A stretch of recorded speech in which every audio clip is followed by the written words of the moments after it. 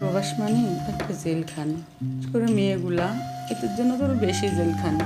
আসতে আসছে বিদেশে, না সেখানে প্রবাসী মেয়েরা এখানে জিম্মি থাকে, জেলখানায় বন্দি।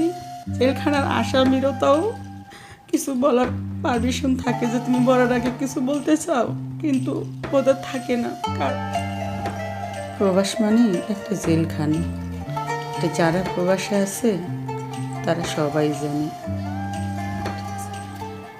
সো বিশেষ করে মেয়েগুলা এদের জন্য তো বেশি জেলখানা। ওরা তো মেয়ে মানুষ, এদের কখনো স্বাধীনতা ছিল না, না ছিল বাবার ঘরে, না ছিল স্বামীর ঘরে, না যিনি নিজের উপার্জনে বাঁচতে আসছে বিদেশে, না সেখানে। বিশেষ করে তাদের যদি ছোট সন্তান থাকে, তাদেরকে যখন বাড়িতে রেখে আসে, হয়তো মা, হয়তো বাবা, হয়তো বোন, হয়তো শাশুড়ি, এরকম কারো কাছে রেখে আসে। একইভাবে যেমন প্রবাসী মেয়েরা এখানে জিম্মি থাকে, জেলখানায় বন্দি, সেম তাদের সন্তানরা ওইভাবেই থাকে। যদি তারা আরও ছোট হয় তাদের জন্য তো আরও সমস্যা, কারণ ওরা কিছু বলতে পারে না। ওরা শুধু একটা কথাই বলতে পারে, আম্মু তুমি কবে আসবে। তার থেকে বেশি বলতে পারেন, কারণ ওদেরকে হাতে ফোন দিয়া সাথে দাঁড়িয়ে থাকে, কি কথা বলে ওদের বলার মতো কোনো ভাষা নেই। জেলখানার আসামিরও তাও কিছু বলার পারমিশন থাকে যে তুমি বলার আগে কিছু বলতে চাও, কিন্তু ওদের থাকে না। কারণ হচ্ছে কি, যতক্ষণ ফোন থাকবে ততক্ষণ ওর মা ওর সাথে থাকবে, চাইলে তো ওর মা ওখান থেকে যেতে পারবে না। ওরা ভয়ে কিছু বলে না। বিশেষ করে আপনারা তো ভাববেন যে হচ্ছে আমি এই কথাগুলো টিকটকে কেন বলতেছি। শুধু আপনার দর্শকরাই দেখবেন না, এটা আমার আত্মীয় স্বজনও সবাই দেখবে।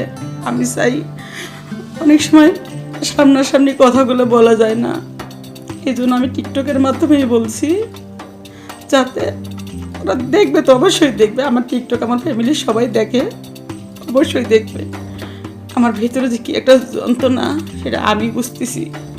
সেম আমার মতো আমি যখন যেমন ভাবতেছি, কষ্টটা অনুভব করতেছি, সেম সেইভাবে আরও মেয়েরাও করে। ঠিক আছে, তো বিশেষ করে সন্তান রেখে কেউ বিদেশে আসেন না, তার মতো কষ্ট পৃথিবীতে কিছু হয় না। যখন একটা সন্তান বলে, আম্মু তুমি কবে আইবা, আম্মু তুমি কবে আইবা, তখন দুনিয়াতে বেঁচে থাকার থেকে মরে যাওয়া অনেক ভালো। আমি সবাইকে একটা কথা বলি, অনুরোধ করে আমার বোনদেরকে, বিশেষ করে বাঙালি মেয়েদের। কেন বলি বাঙালি মেয়েদের কথা, হয়তো সবার কপাল আমার মতো না। আমি হয়তো এখানে কোম্পানির বিষয়ে আসছি, আমি ভালো আছি, কিন্তু যারা বাসা বাড়ির বিষয়ে আসছে তাদের কষ্টের কোনো সীমা নাই। ঠিক আছে, বিশেষ করে এমন দেশে আমরা জন্ম নিচ্ছি, সে দেশের পরিচয় দিতে ঘৃণা লাগে।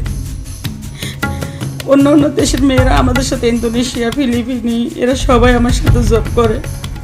এদের অন্যরকম, সবসময় ম্যাডাম বলে, হিয়া গালি, মানে এরা সবসময় দামি। বাংলাদেশের পরিচয় দিতেও, কারণ বাংলাদেশের পরিচয় দিলে ওরা মনে করে কি আমরা মিসকিন। ঠিক আছে, আমরা কেমন দেশে জন্ম নিচ্ছি, তাহলে আমরা কেমন স্বাধীনতা পাবো? এর থেকে বেশি স্বাধীনতা তো আশা করা যায় না।